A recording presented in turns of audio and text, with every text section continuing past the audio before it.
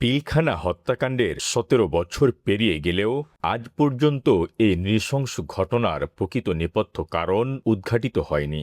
ইতিহাসের এই বেদনাদায়ক অধ্যায় নিয়ে গতকাল এক বিবৃতিতে দ্রুত ও বস্তুনিষ্ঠ পুনর্তদন্তের জোরালো দাবি জানিয়েছেন ইসলামী আন্দোলন বাংলাদেশের আমির মুফতি সৈয়দ মোহাম্মদ রেজাউল করিম। বিবৃতিতে চরমোনাই পীর মুফতি সৈয়দ মোহাম্মদ রেজাউল করিম বলেন, ২০০৯ সালের ২৫শে ফেব্রুয়ারি রাজধানীর পিলখানায় ৫৭ জন সেনা কর্মকর্তা সহ ৭৪ জনকে হত্যার ঘটনাটি বিশ্ব ইতিহাসে বিরল ও মর্মান্তিক। তিনি স্পষ্টভাবে অভিযোগ করেন, এই নৃশংস হত্যাকাণ্ডের কোনো নির্মোহ ও বস্তুনিষ্ঠ তদন্ত হয়নি, যার ফলে এর নেপথ্যের কুশীলব ও উদ্দেশ্য আজও ধোঁয়াশাচ্ছন্ন।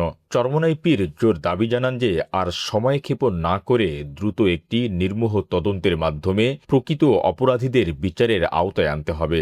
বিবৃতিতে তিনি শহীদদের আত্মার মাগফিরাত কামনা ও শোকসন্তপ্ত পরিবারের প্রতি গভীর সমবেদনা জানান। পিলখানার প্রকৃত সত্য উন্মোচনই এখন জাতির প্রধান প্রত্যাশা। Hossain Mohammad Arman, multimedia desk, press point.